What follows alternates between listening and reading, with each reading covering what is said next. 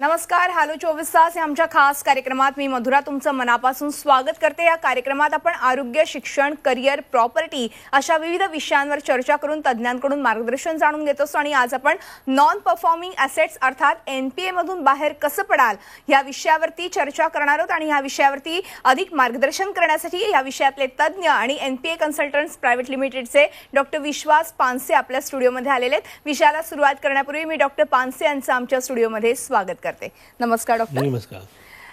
Doctor विश्वास पानसे हे मुंबईतील NPA consultants private लिमिटेडचे प्रमुख आहेत आणि बँकिंग, कायदेशीर आणि वित्तविषयक सेवा सल्लागार देखील आहेत. डॉक्टर पानसे यांना बँकिंग क्षेत्राचा अनुभव आहे आणि ते अखिल भारतीय MSMEचे सल्लागार आहेत. Association MSME, chamber of India आणि टाटा बिझनेस हब तसंच NPA सल्लागार आणि MSME खात्यांबाबत ते सल्ला देत असतात. NPA बाबत कायदेशीर मदत तसंच सेटलमेंटची सोय करणं, पर्यायी स्त्रोतांकडून निधीची व्यवस्था सुलभ करणं ह्या सेवा ते पुरवतात. आणि ह्या सगळ्याचा फायदा MSME, कर्जदार आणि कर्ज देणाऱ्या संस्थांना होतो. रोजगाराचं संरक्षण, उत्पादक मालमत्तेचं मूल्य राखणं, JDPची हानी दूर करणं आणि सर्वात महत्त्वाचं म्हणजे उद्योजकतेचं संरक्षण करणं हाच मुख्य हेतू आहे. चला तर अधिक माहिती याबद्दल अधिक जाणून घेणार आहोत. सरांकडून लगेचच चर्चेला सुरुवात करूया. सर, पुन्हा एकदा स्वागत आहे. आज आपण खरं तर नॉन परफॉर्मिंग ॲसेट्स बद्दल बोलणार आहोत. खरं तर NPA म्हणजे नेमकं काय आहे आणि ह्याचा अर्थ काय होतो त्याविषयी काय सांगाल? NPA म्हणजे बेसिकली जेव्हा एखादा बॉरोवर बँकेकडनं लोन घेतो आणि त्याचं रिपेमेंट सुरू होतं, जर त्यांनी 90 दिवस कंटिन्युअसली रिपेमेंट केलं नाही, जर त्यांनी 90 दिवस रिपेमेंट करू शकला नाही किंवा कुठलाही डिफॉल्ट 90 दिवसापेक्षा जास्त झाला तर ते अकाउंट NPA म्हणून कॅटेगराईज केलं जातं. आणि जेव्हा असं अकाउंट NPA म्हणून कॅटेगराईज होतं त्याच्यानंतर मात्र बँका तुमच्यावरती खूप स्ट्रॉंग ॲक्शन घ्यायला सुरुवात करतात. इट इज म्हणजे एक प्रकारे हा तुमचा बिझनेसचा एंड व्हायची सुरुवात असते.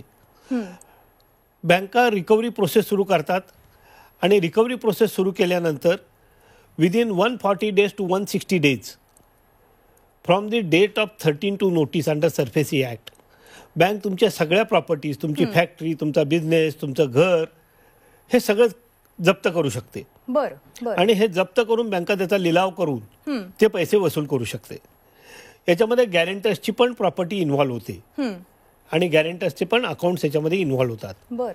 त्याच्यामुळं NPA झाल्यानंतर नुसता बॉरोवरच नाही तर गॅरेंटर सुद्धा खूप मोठ्या अडचणीत येतात. NPA झाल्यानंतर बँकांकडे वेगवेगळ्या पद्धतीने रिकव्हरीची सिस्टीम आहे.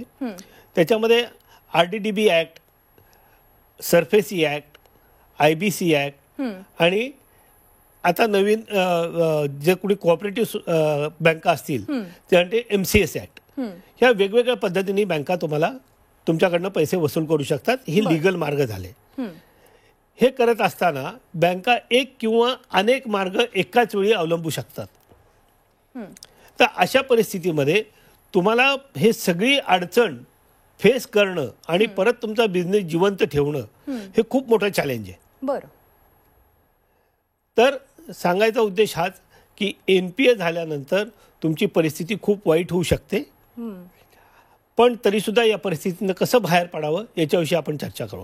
अगदी, आणि फार महत्त्वाचा विषय आहे. कारण आज आपण बघितलं तर NPA मुळे अनेकांचं जे बॉरोअर्स आहेत त्यांचं नुकसानही झालेलं आहे. तर NPA हे आहे तर परफॉर्मिंगमध्ये कसं बदलायचं ह्याबद्दल तुम्ही आज मार्गदर्शन करणार आहात. सर, अजून एक महत्त्वाचा प्रश्न, कारण की ह्या NPAची एक प्रणाली असते, कशा पद्धतीने ही प्रणाली प्रक्रिया असते त्याबद्दल काय सांगाल? आणि पुन्हा एकदा NPAचं रूपांतर हे परफॉर्मिंग ॲसेटमध्ये कशा पद्धतीने करायचं त्याबद्दल काय सांगाल? काही मर्यादा असतात का ह्या सगळ्या प्रक्रियेदरम्यान?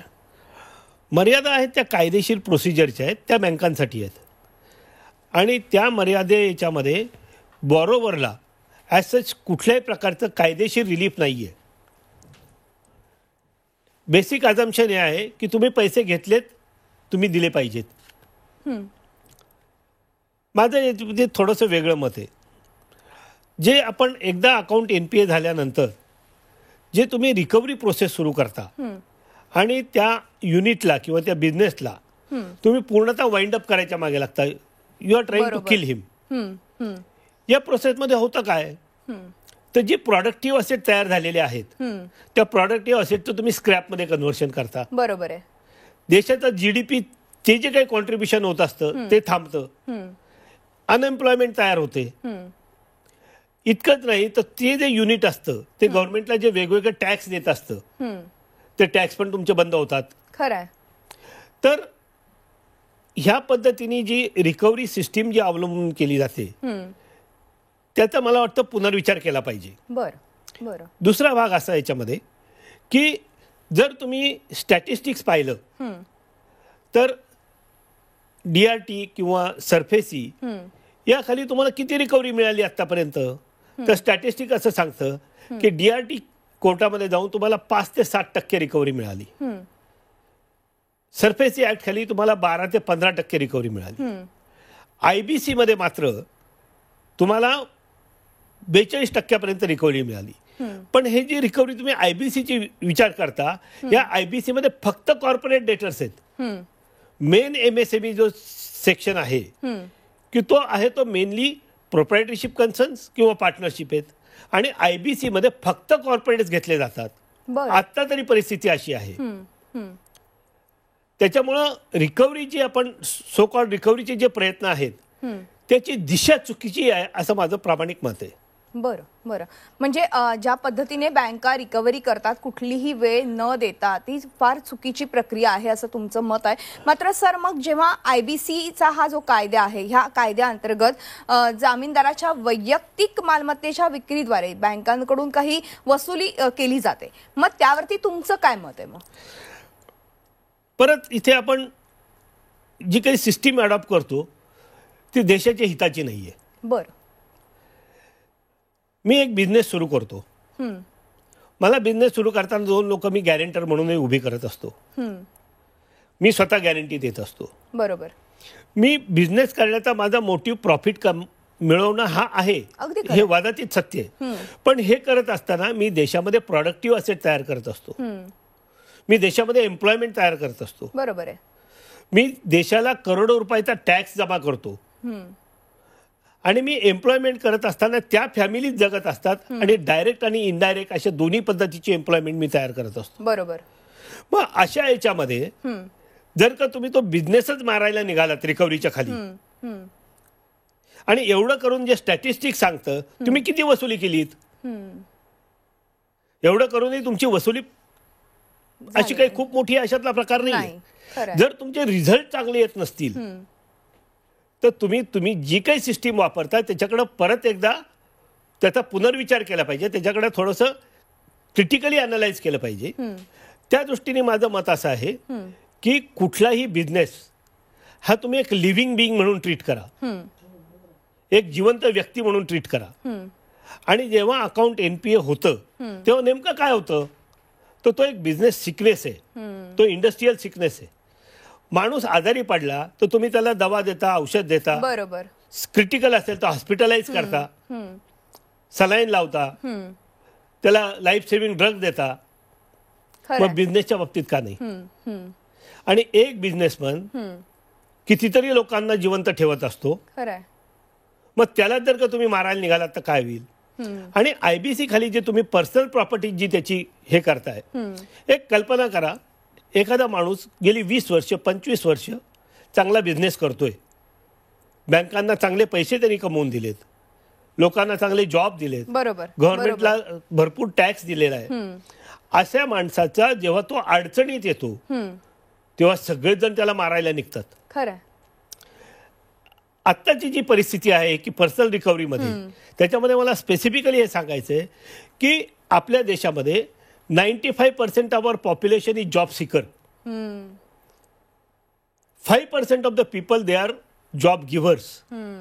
आणि ते जेव्हा कधी अडचणीत येतात तेव्हा त्यांच्या अडचणीत तुम्ही एवढी वाढ करता तर मुलगा जेव्हा बापाला पाहतो अडचणीत आहे, मुलाची हिंमत होत नाही बापाचा बिझनेस जॉईन करावी, बापाची इच्छा होत नाही मुलांनी जॉईन व्हावं.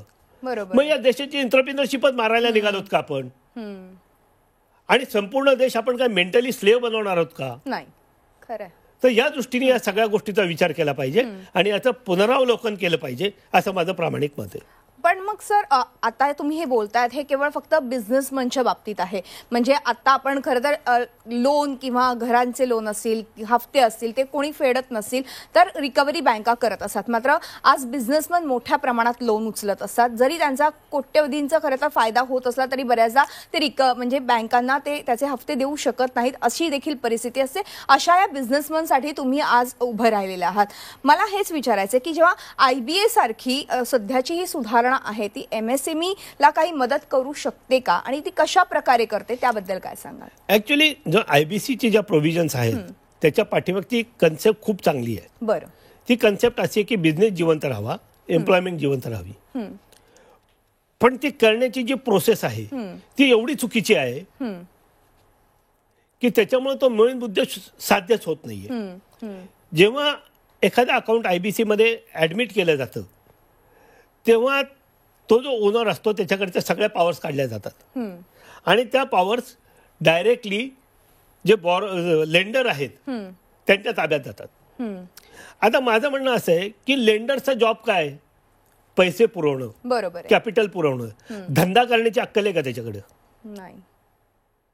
जो बिझनेसमन असतो त्याची कल्पकता असते, खरं. तो व्हॅल्यू ऍडिशन करतो आणि त्या व्हॅल्यू ऍडिशन मधनं तो देशाला एक प्रकारचं GDP मध्ये कॉन्ट्रीब्यूट करतो, तुमच्या आर्थिक सिस्टीम मध्ये तो कॉन्ट्रीब्यूट करत असतो. जर तुम्ही अशा पद्धतीने त्या लोकांना जर तुम्ही अडचणीत आणलं तर देशाची एंटरप्रिनरशिपच अडचणीत येईल आणि जर देशात एंटरप्रिनरच तयार होणार नसतील तर पुढे काय होणार आहे?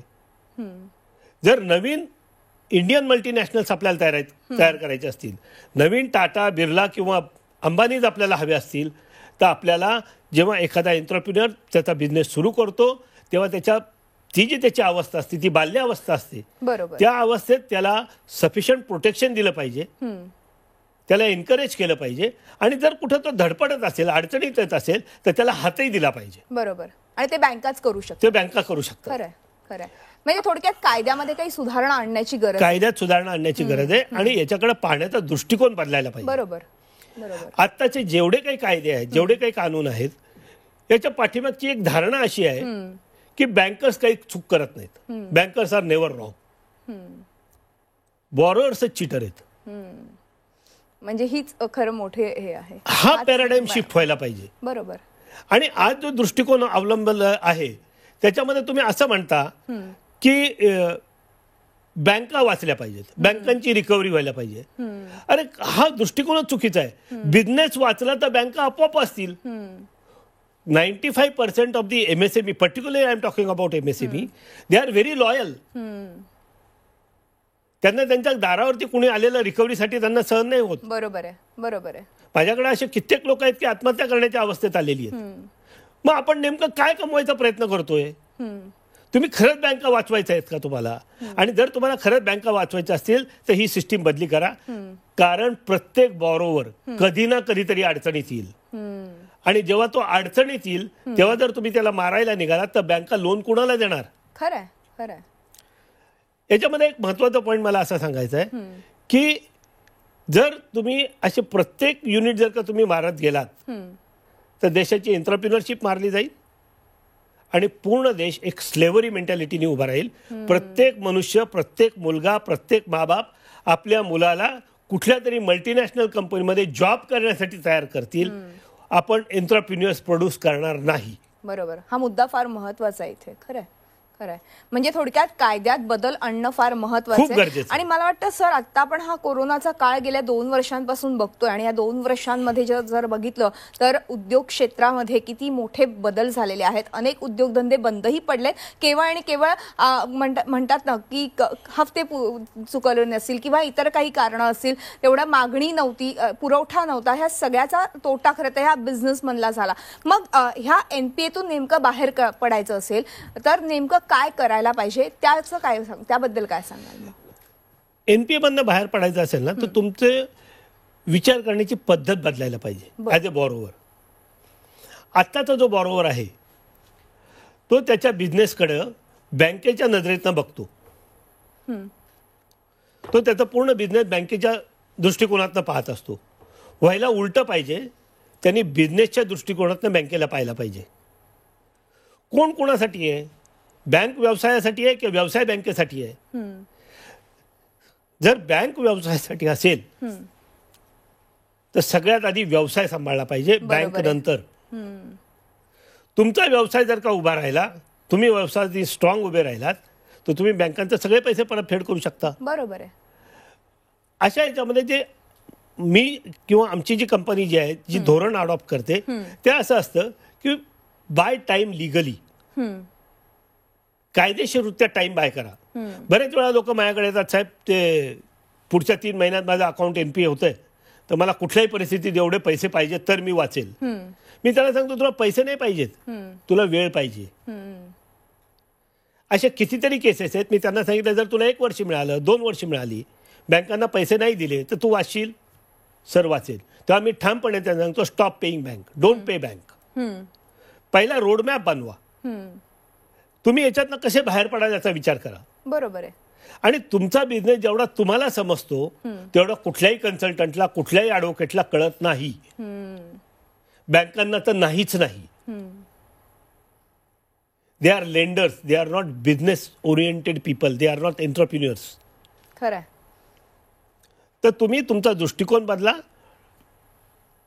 आणि दुसरी जी तुमची गरज असते की तुम्ही प्रत्येक वेळी म्हणता की मला पैसे पाहिजेत याच्यातनं बाहेर पडायचा, त्यासाठी माझा परत एक सल्ला असा आहे की capital is nothing but discounting of future profit. तुमच्याकडे जर का प्रॉफिटेबल व्हेंचर असेल तर पैसे उभे करू शकतो. मी आतापर्यंत हजारो लोकांना पैसे उभे करून दिलेत, तुम्हालाही करून देऊ शकतो. म्हणजे थोडक्यात दृष्टिकोन बदलणं, त्याचबरोबर कायद्यात सुधारणा करणं हे फार महत्त्वाचं आहे. तरच पुढे जाऊन देशाची आर्थिक स्थिती अजून चांगली होईल, उत्तम होईल, बळकट होईल. हे तर फार महत्त्वाचं आहे. आणि व्यावसायिक घडतील, बिझनेसमन घडतील. आणि अर्थात आपल्या देशाला फार गरज आहे, जसं तुम्ही आता म्हणालात तसं, की कायद्यात थोडीशी बदल केले तर नक्कीच याचा फायदा होणार आहे. आपण एक छोटासा ब्रेक घेऊ आणि ब्रेक नंतर अशी चर्चा पुढे चालू ठेवूया. तेव्हा हॅलो 24 तास मध्ये वेळ झाली एका छोट्याशा ब्रेकची. कुठेही जाऊ नका, पाहत राहा आमचा खास कार्यक्रम हॅलो 24 तास. ब्रेक नंतर हॅलो 24 तास मध्ये आपलं पुन्हा एकदा स्वागत आहे. आणि आज आपण जाणून घेतो नॉन परफॉर्मिंग ॲसेट्स म्हणजेच NPA मधून बाहेर कसं पडाल. आणि याविषयी अधिक मार्गदर्शन करतायत आपल्याला डॉक्टर विश्वास पानसे. आपण पुन्हा एकदा चर्चेकडे येऊया. ब्रेकवर जाण्यापूर्वी आपण खरं तर ह्या सगळ्याबद्दल जाणून घेतो, NPA बद्दल. मात्र नॉन परफॉर्मिंग ॲसेट्सचं जर परफॉर्मिंग ॲसेटमध्ये रूपांतर करायचं असेल तर नेमकं काय धोरण अवलंबलं पाहिजे, ह्याबद्दल तुम्ही काय मार्गदर्शन कराल? खूप चांगला प्रश्न विचारला तुम्ही. आपल्याकडे जी काही प्रेझेंट सिस्टीम आहे त्या सिस्टीममध्ये आपला नॉन परफॉर्मिंग ॲसेट किंवा NPA हा बँकिंग सिस्टीममध्ये असलेला एक प्रकारचा डिसीज आहे किंवा एक रोग आहे म्हणून समजा. पण याच्याकडे पाहण्याचा आपला दृष्टिकोन मात्र खूप अमानवी आहे. इन द सेन्स, एखादा माणूस जर आजारी पडला तर आपण त्याला दवाखान्यात नेतो, सिरियस असेल तर हॉस्पिटलमध्ये टाकतो. त्याच्यावरती जर का अजून काही इश्यू असतील तर त्याच्यावरती आपण जास्त व्हेंटिलेटर वगैरे वेगवेगळ्या पद्धतीने आपण त्याला वाचवायचा प्रयत्न करतो. बरोबर. हेतू काय, तो माणूस परत हेल्दी होऊन तयार. तोच दृष्टिकोन आपण बिझनेससाठी नाही वापरत होतो. आपल्याकडं NPA हा रोग घालवायचा म्हणजे कसा, तर त्याला परत परफॉर्मिंग मध्ये कन्वर्ट न करता तो NPA झाला म्हणजे त्याला मारूनच टाका. आणि मग त्याला मारून टाकायचं आणि म्हणायचं आता आमच्याकडे NPAच नाहीयेत. ही जी अमानवीय वृत्ती आहे किंवा अमानवीय विचार आहेत, याला चेंज करणं खूप गरजेचं आहे. बरोबर आहे. आता प्रश्न येतो तो इंडिव्हिज्युअल बॉरोअर्सचा. त्यांनी काय केलं पाहिजे? त्यांनी आमच्यासारख्या कन्सल्टंटचा सुरुवातीपासूनच सल्ला घेतला पाहिजे. अकाउंट स्ट्रेसमध्ये आल्यापासून इकडनं पैसे गोळा कर, तिकडनं पैसे गोळा कर, मित्रांच्याकडनं घे आणि बँकेत पैसे भर, किंवा प्रायव्हेट लोन घ्या आणि पैसे भरा बँकेचं, हे धोरण बिलकुल करू नका. बरं बरं. First of all, stop paying bank, don't pay bank. तुमचा पूर्ण बिझनेसचं एकदा इव्हॅल्युएशन करा. तुमचा पूर्ण रोडमॅप बनवा की मला याच्यात मी कसा बाहेर पडेल. तुमचा बिझनेस हाच तुमच्या प्रॉब्लेमचं सोल्युशन आहे. तुमचा बिझनेस वाचला, तुमचा बिझनेस चांगला चालला तर तुम्ही सगळे आर्थिक प्रॉब्लेम सॉल्व्ह करू शकाल, इन्क्लुडिंग बँक. आमचा या लोकांना सल्ला असा आहे की तुम्ही बँकेकडनं टाइम कसा बॉरो करायचा, अल्टरनेट फंडिंग कसं उभं करायचं, बिझनेस पुन्हा कसा रिवाईव्ह करायचा, या दृष्टीने आम्ही पूर्ण हँड होल्डिंग करून त्यांना बाहेर काढायचा प्रयत्न करू. अगदी अर्थात म्हणजे थोडक्यात बिझनेसचं पुनरुज्जीवन करण्याचा तुमचा हा प्रयत्न आहे आणि मला वाटतं की खूप चांगला प्रयत्न, चांगला खरं तर तुम्ही संदेश ह्या सगळ्याच्या माध्यमातून देतात. एक चांगलं धोरण जर अवलंबलं तर नक्कीच आपले बिझनेस टिकू शकतात. मात्र त्यामध्ये काही सुधारणा करणं देखील तितकंच गरजेचं आहे, कारण देशासाठी ते फार हिताचं ठरू शकतं. सर, वेळ संपल्यामुळे आज आपल्याला इथेच थांबावं लागतंय. मात्र तुम्ही आलात आणि खूप छान आणि मोलाचं मार्गदर्शन आमच्या प्रेक्षकांना केलं, त्याबद्दल मनपूर्वक आभार. धन्यवाद. आणि यानंतर हॅलो 24 तास हे आमच्या खास कार्यक्रमात आज आपण इथेच थांबतो. तुम्ही पाहत राहा आमचा खास कार्यक्रम हॅलो 24 तास.